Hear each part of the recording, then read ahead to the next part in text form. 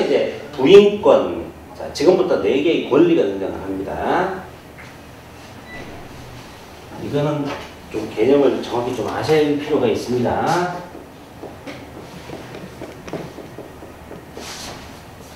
부인권.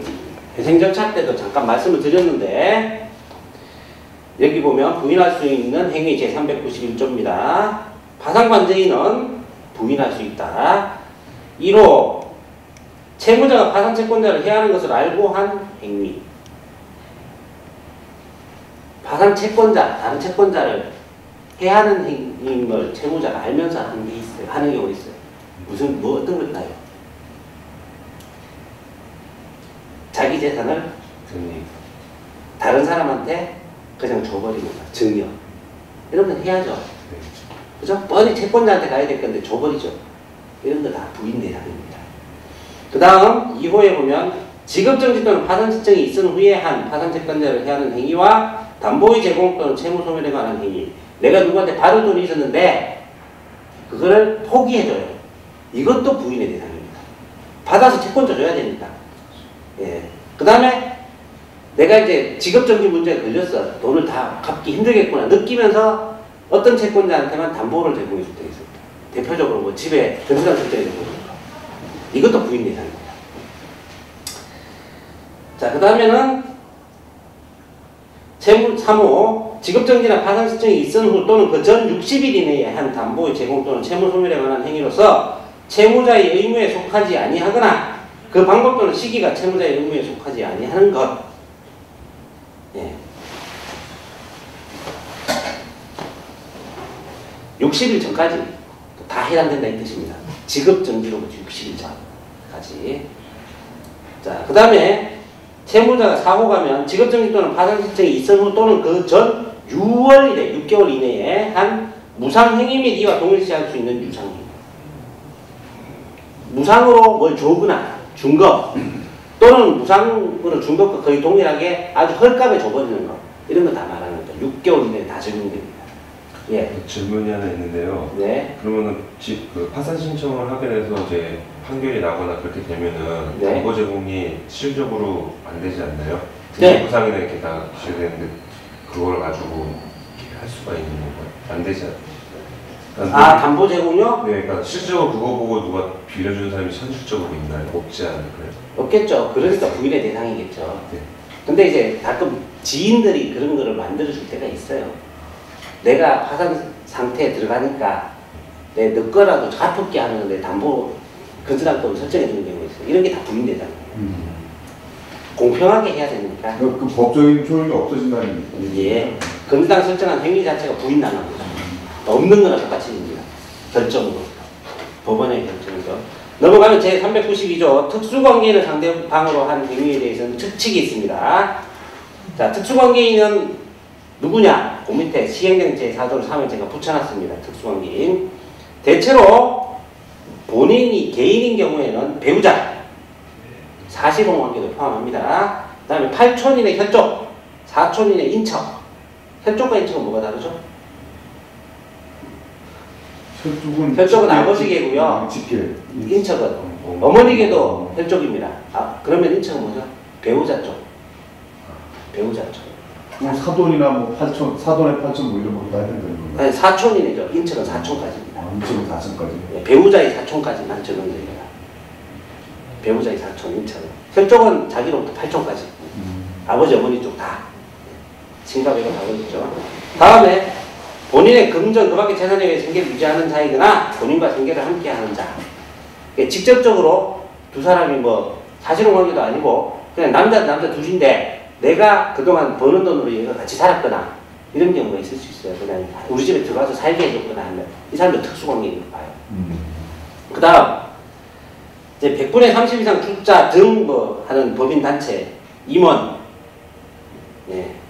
이런 것들은 좀 규정이 되게 애매하고 복잡하긴 합니다만 어쨌든 개인인 경우에는 뭐 이런 게 나오는 게 잘 없으니까 그렇게 어렵게 생각하실 필요 없고 배우자 8촌 혈족, 4촌인의 인척, 같이 생계하는 사람 이렇게 정도만 알고 계시면 돼요. 네, 그런 경우에는 무조건 알고 있던 걸로 봅니다. 자동으로 추정해버립니다. 아니면 아니라는 걸 소명해야 됩니다. 그거 얘기고요. 그 다음에 아까 60일이 있었던 거 1년, 6개월이 있었던 거 1년으로 연장시켜놔요, 자동으로. 직업의 정지가 있은 날로부터 1년 전까지 행위를 다 부인하려고 합니다. 특수관계인에 대해서는. 특수관계인은 사실 불리하게 대하는 거예요. 근데 불리하게 대할 수밖에 없지요. 그 책임에 의해서 다른 채권자들, 선량한 채권자들이 피해를 보는 건 맞으니까. 자, 바로 쭉 넘어가서 4번 갑니다. 제396조 부인권의 행사 방법. 네, 부인권은 소송, 부인의 청구, 항변, 파산관계인이 행사하고요. 법원은 부인권의 행사를 명할 수 있고요. 파산법원의 관할에 전속하고요. 네. 다음 397조 부인권 행사의 효과. 부인권의 행사는 파산재산을 원상으로 회복시킨다. 그래놓고 2항에 391조 4호의 규정에 의한 행위가 부인된 경우, 아까 뭐였죠? 391조 4호 6월 기간이 무상행위하고 유상행위 아닌가요? 예. 그죠? 예. 네, 그런 경우에는 상대방이 그 당시에 선의, 즉 이 사람이 파산 지경에 있는지 몰랐을 경우에는 현존하는 그 내에서만 발언하면 됩니다. 왜냐면 깎였을 수가 있기 때문에 하는 말입니다. 현존하는 내에서만 발언하면 됩니다. 다음 부인권 행사의 기간이 제405조입니다. 제405조 파산 선고 있은 날로부터 2년이 경과하면 더 이상 안 됩니다. 그리고 또 각호의 행위를 한 날로부터 10년이 경과한 때에도 같습니다. 10년 지나면 더 이상 부인할 수 없다 이 뜻입니다. 확정시켜버려요.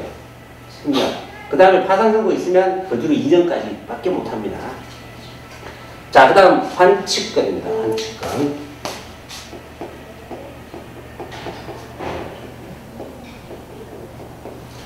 환칙권은 사실 벌어지는 일이 상거래가 있을 경우에 잘 벌어지는데 그 외에 잘 안 벌어집니다. 이게 뭐냐 하면 채무자의 재산이 아닌데 채무자가 가지고 있는 게 있어요. 그럼 원래 재산 소유자가 있겠죠. 그 사람이 자기 거 찾아갈 수 있는 권리를 말합니다. 환칙권. 환수할 수 있는 권리입니다. 환수해서 취득할 수 있는 권리, 취할 수 있는 권리. 실제로는 그래서 어떤 경우에 문제가 벌어지냐 하면 상거래를 해서 물건을 주문했어요. 오고 있어. 근데 파산 상태가 돼서 파산 지정이 들어갔어. 가까운 요즘은 뭐 하루 이틀 만에 물건이 오니까 별로 이런 일이 벌어질 일이 없는데 멀리 외국에 주문해놓고 외국에서 배 타고 물건이 와. 오다가 말고 파산 선고가 났어요. 그럼 어떻게 해야 되죠, 그거를? 네, 이때가 문제가 되죠. 운송 중인 매도물 환치입니다, 이게. 제408조입니다. 2번. 발송했으나 대금 전액을 변제하지 아니하고 도달지에서 수령하지 아니한 상태의 파산 선고를 받으면 물건을 보내준 사람이 다시 가져갈 수 있어요. 그 뜻입니다. 다만 파산 관제인이 그 대금 전액을 이제 마저 다 주면 환치할 수 없게 되겠죠, 당연히. 그죠? 네. 자, 그 다음에 제4조 별제권입니다.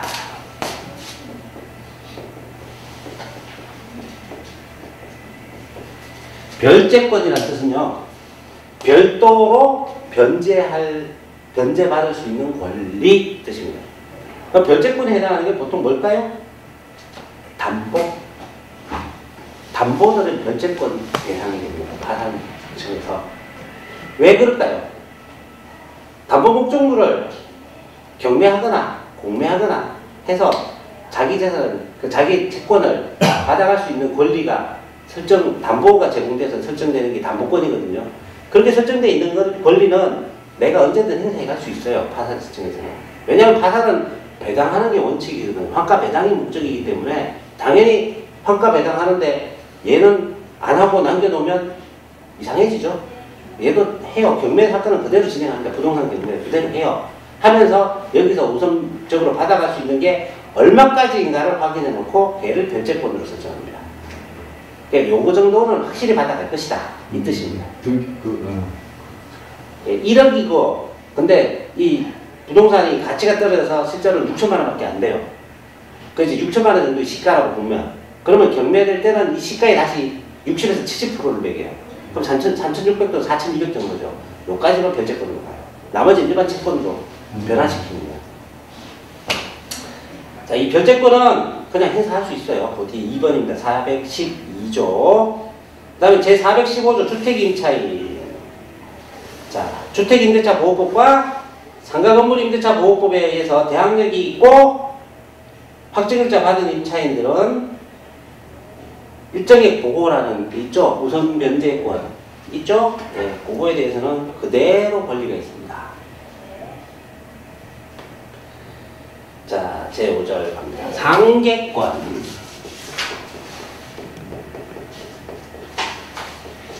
상계권은 이겁니다. 예를 들어 은행에 내가 적금을 하나 딱 넣어놨어요. 그럼 내가 은행에서 적금을 찾을 권리가 있죠. 근데 은행에 대출을 받았어요. 그럼 은행에 내가 대출을 갚을 의무도 있죠. 은행은 내 대출금을 돌려받을 권리가 있겠죠. 그게 이제 그런 경우에 내가 파산에 들어가면 은행은 내 적금만큼을 내한테 대출 준 거를 한도로 해서 적금을 가져갈 수 있어요. 그걸 상계라고 합니다. 내가 줄 것도 있고 받을 것도 있을 때 그 어느 쪽이든 작은 쪽 금액을 한계로 해서 없애는 거예요. 같이 그냥. 그걸 상계라고 합니다. 상계권. 내용은 별로 어렵지 않습니다. 상계권도 그냥 행사할 수 있고요. 다만 이 제422조 상계의 금지 있습니다. 금지.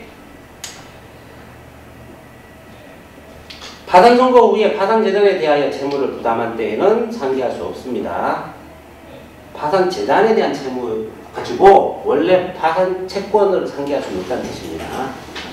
그 다음에 지급정지 또는 파산 신청이 있었음을 알고서도 채무자한테 채무를 부담했던 때는 상계할 수 없습니다. 네.